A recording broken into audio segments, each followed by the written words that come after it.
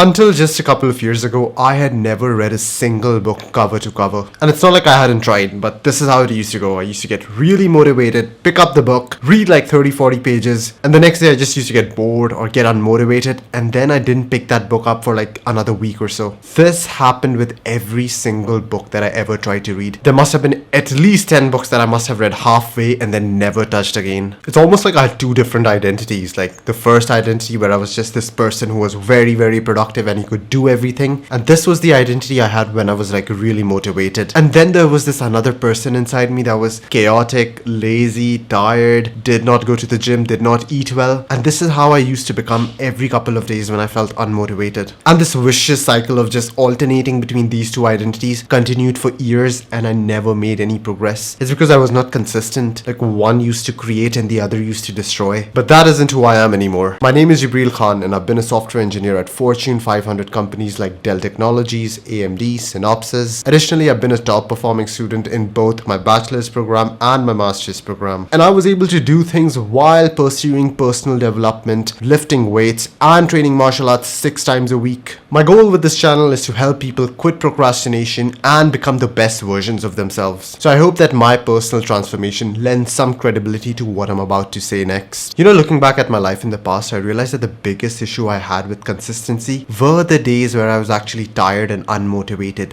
Those were the days where my, let's say, destructive personality or the chaotic personality used to take over. I realized that if I could only be productive during those days, during the days where I was not really feeling like it, or during the days when I was like really unmotivated, then I would be a pretty consistent person, because I know the good days are going to come. It's just the bad, low dopamine, sad, unmotivating days where I just used to mess up. One of the key reasons why I did nothing on those low motivation days was because I had this perfectionist all or nothing mindset. It was either that I did an activity at 100% intensity or I just didn't do it at all. And on those low motivation days, I just knew at the back of my head that there is no chance on earth that I am going to do this activity at 100% intensity. So what's the alternative? We don't do it at all. We just lie on our couch and scroll through social media and just sit it out for a couple of days and just gather our motivation back and perhaps attempt it at 100% intensity a couple of days later on. It finally dawned upon me that the cycle of having 100% intensity days and then 0% intensity days, they were not working. I wasn't seeing progress being made in any domain. Like I was working out for like 2.5 years at this point, and people used to ask me, hey bro, do you even go to the gym? So I was making all this effort, but at the end of the day, I didn't get any reward for it. And the same goes for reading and studying, because there were days when I used to like really focus, sit down, be dedicated and study for hours. And then I just missed all of those for like 3 or 4 days and had to start back from square one. This is when I started applying the 30% rule. So on those days where I felt really unmotivated, tired, it could be due to a variety of reasons. Maybe I had poor sleep, maybe I had an unplanned event, a bad circumstance happened to me. Whatever may be the reason, I just woke up feeling unmotivated. And on those days, I would attempt the activity at only 30% of the intensity.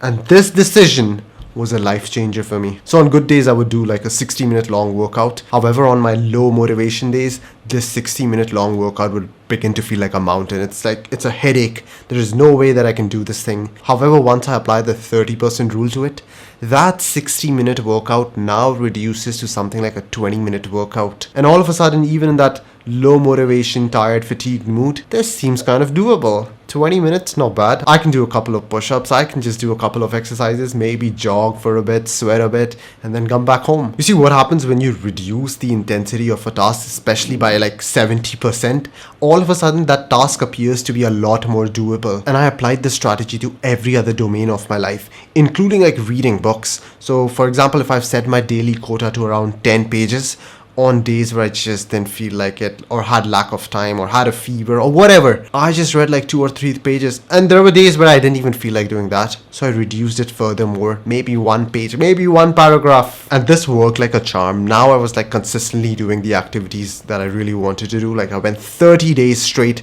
just doing these activities that I'd never done before continuously for more than 3 days. Now I know what some of you are thinking. Some of you are thinking that is it even worth doing something at 30% intensity? Like, is it even worth working out for 20 minutes? Like, how much benefit could I possibly reap from that? Is it even worth reading 3 pages a day? Like, how much new insight can I possibly gain from 3 pages a day? Like, why shouldn't I just skip the activity altogether rather than attempt it at 30%? And I used to feel the exact same way before. But what I realized is that when you take a complete break from an activity, it's much harder to return back to the activity because the momentum is broken. For example, on a low motivation shitty day, if I didn't go to the gym, I found it harder to go to the gym even the next day and the day after that. So that one bad day essentially turns into 2 or 3 bad days. But with the 30% rule, since you don't even miss that activity, you just find yourself continuing it the next day. It's as though nothing really happened, nothing changed, the momentum is still with you. You are in flow. I also changed my perspective. I broadened my horizons.